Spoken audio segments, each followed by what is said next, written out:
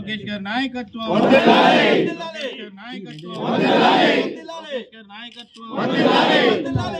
విజయబాబు నాయకత్వం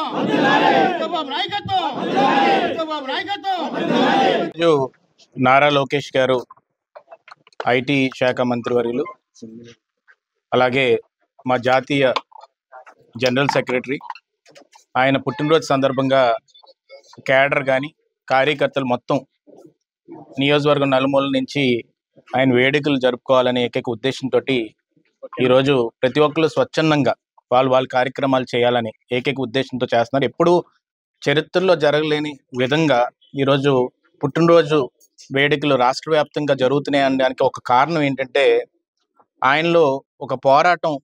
ఎందుకంటే ఎవరికన్నా కూడా పోరాటం చేసేవాడంటే ఇష్టం.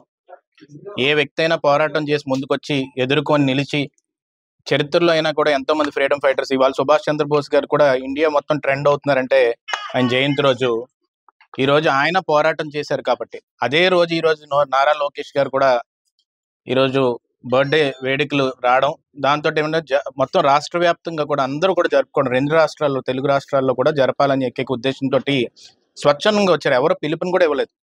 ఇవాళ ఇండియా మొత్తం కూడా ఆయన హ్యాపీ బర్త్డే విషెస్ ట్రెండ్ అవుతుంది. ఇవన్నీ ఎందుకు జరుగుతున్నాయి అంటే 3132 కిలోమీటర్లు నడిచి ప్రజల కష్టాలు తెలుసుకొని ప్రతి ఒక్క గ్రామానికి వెళ్ళి ఆ సమస్యలు తెలుసుకోవాలనే ఏకైక ఉద్దేశంతో పాదయాత్ర ఎలాంటి సమయంలో చేశారంటే, ఒక నియంత్రణ పాలన ఉన్నప్పుడు, పోలీసులు అడ్డేసినప్పుడు, మైక్ లాక్కున్నప్పుడు, ఆయన నించున్న స్టూల్ లాక్కున్న, స్టేజ్ వేయకుండా ఆపేసిన, ఏం ఆపినా కూడా నేను ఆగను, నేను ఎట్టి పరిస్థితుల్లో కూడా పాదయాత్ర చేసి తీరుతానని చెప్పి ఒక ఉక్కు సంకల్పంతో రాయలసీమలో అది కూడా మొదలుపెట్టి ఏమాత్రం కూడా ఎవరు సపోర్ట్ లేకుండా ముందుకెళ్ళి పోరాడిన యోధుడు ఈరోజు నారా లోకేష్ గారు. అందుకే కార్యకర్తకు నిలబడ్డారు. కార్యకర్తకి 2014లో నేను మాట ఇచ్చినప్పుడు నేను ఏదో అనుకున్నాను. ఆ రోజు మహానాడులో ఒక మాట అన్నాడు ఆయన, నాకు అన్నతమ్ములు లేరు, అక్క చెల్లెలు లేరు, కార్యకర్తలే నాకు ఈ రోజు కుటుంబం కింద నాన్నగారు కానీ తాతగారు కానీ ఇవ్వడం జరిగింది. దానికి ముఖ్యంగా ఏంటంటే ఒక కార్యకర్తల నిధిని పెట్టి ఇన్సూరెన్స్ అనేది నేను ఇంట్రడ్యూస్ చేస్తానంటే, నేను అనుకున్నాను ఎంతో మందికి జరుగుతుంది కదా, ఇన్ని 100 కోట్లు అవుతుంది కదా, ఏదో జరుగుతుందా లేదా అని నాకు ఆ టైంలో చాలా మందికి డౌట్ వచ్చి డిస్కస్ చేసుకున్నాం. కానీ ఆయన ఆ ఉక్కు సంకల్పంతో ఈ ఇండియా మొత్తంలో, దేశం మొత్తంలో ఏ పార్టీ కూడా చేయలేని పనిని ఆయన తీసుకొని అది సక్సెస్ఫుల్గా చేసి ఈరోజు ఆ 2 లక్షలతో 5 లక్షల రూపాయలకి తీసుకొచ్చి, ఎందుకంటే ఈరోజు నియోజకవర్గంలో 2 లక్షలు ఉన్నప్పుడే 2-3 గ్రామాల్లో నేను చూశాను. మొన్న నేను కూడా వెళ్ళి గ్రామాల్లోని ఇళ్ళకి వెళ్ళినప్పుడు వాళ్ళకి ఏ విధంగా మంచి జరిగిందని. ఈరోజు 5 లక్షల రూపాయలు చేసి, అది కూడా 1 కోటి పైన సభ్యత్వాలు. నేషనల్ పార్టీస్ మాట్లాడితే మేము 1 కోటి పైన చేద్దాం అనుకుంటున్నాం ఈసారి అని చెప్పి, అలాంటిది ఒక తెలుగుదేశం పార్టీ 2 తెలుగు రాష్ట్రాల్లో కలిపి ఈరోజు 1 కోటి పైన సభ్యత్వాలు చేసి మళ్ళీ 5 లక్షల రూపాయలు మేము ఎట్టి పరిస్థితుల్లో మాట మీద నిలబడి మేము ఇన్సూరెన్స్ ఇస్తామని చెప్పిన ఏకైక దమ్మున్న పార్టీ తెలుగుదేశం పార్టీ. అది తీసుకొచ్చింది నారా లోకేష్ గారు. అందుకే ఎంతో మంది కుటుంబాల ఆశీస్సులు కానీ ఆశీర్వాదం కానీ ఆయనకి ఈ రోజు ఉండి రేపు రానున్న రోజుల్లో అన్ని విధాలుగా కూడా ఆయన ఉన్నత స్థాయికి వెళ్ళి, మా టీడీపీ తెలుగుదేశం పార్టీకి ఒక భవిష్యత్తు ఉంది, ఒక భవిష్యత్తు ఉన్న నాయకుడు తాను, ఎట్టి పరిస్థితుల్లో కూడా ఒక ఉక్కు సంకల్పంతో నడిచే నాయకుడని గర్వంగా బల్లగుద్ది చెప్పే స్థితిలో మేము ఉన్నాం. ఒకటి. రెండోది ఏంటంటే, మన కోవిడ్ టైంలో ఎన్నో వీడియోస్ ఉన్నాయి, అన్ని కూడా నేను ఈరోజు ఒకసారి రిలీజ్ చేయాలి అని చెప్పేసి నాకు అనిపిస్తుంది. ఎందుకంటే ఈ 5 సంవత్సరాల్లో ఈ పోరాటంలో నన్ను కూడా ఒక భాగంగా వాళ్ళు నాకు అవకాశం ఇవ్వడం జరిగింది. అప్పుడు కోవిడ్ టైంలోని ఒక క్యాంపెయిన్ పెట్టి ఏ కార్యకర్తకు కష్టం వచ్చినా కూడా, నాకు ఈ రోజుకి గుర్తండి, ఇది నేను చెప్పాలి అందరికీ కూడా, రాత్రి 2:45కి ఆ ప్రాంతంలో నాకు ఫోన్ చేసి, ఇక్కడ వైజాగ్లో ఒక లేడీ ఉంటే ఆమెను ఇమీడియట్గా నేను పినాకిల్లో మాట్లాడతాను విజయ్, నువ్వు అక్కడ జాయిన్ చేయించు, ఎట్టి పరిస్థితుల్లో కూడా ఆమె బతకాలని చెప్పేసి నాకు ఫోన్ చేయడం. కానీ చిత్తూరులో ఎక్కడో ఒక మూల గ్రామంలో ఒక మనిషికి ఇబ్బంది ఉంటే ఎవరినైనా పీపీ కిట్ పెట్టి నువ్వు ట్యాబ్లెట్లు పంపించగలవా, నేను ట్యాబ్లెట్లు పంపిస్తాను, మళ్ళీ ఇంజెక్షన్స్ పంపించాలి, నేను అక్కడ దొరకట్లేదట. ఈ ఫాలోఅప్ మీరు ఎవరు నమ్మరు. ఇది ఆదరించుకో, ఇది నాకు ఆ టైంలో కోయిన్సిడెన్స్ అలా వచ్చింది. నేను ఆయనతో పనిచేసే అవకాశం నాకు దొరికింది.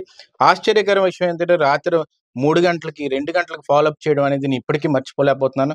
ఇంకోటి కూడా, నెల్లూరులో ఒక విగ్రహాన్ని పగలగొడుతున్నప్పుడు కూడా ఉదయం 3 గంటలకు 3:30 ప్రాంతంలోని మళ్ళీ నాకు ఫోన్ చేసి అక్కడ ఒక ముసలాంని అరెస్ట్ చేద్దాం అనుకుంటున్నారట, కొంచెం చూడగలవా అని చెప్పడం.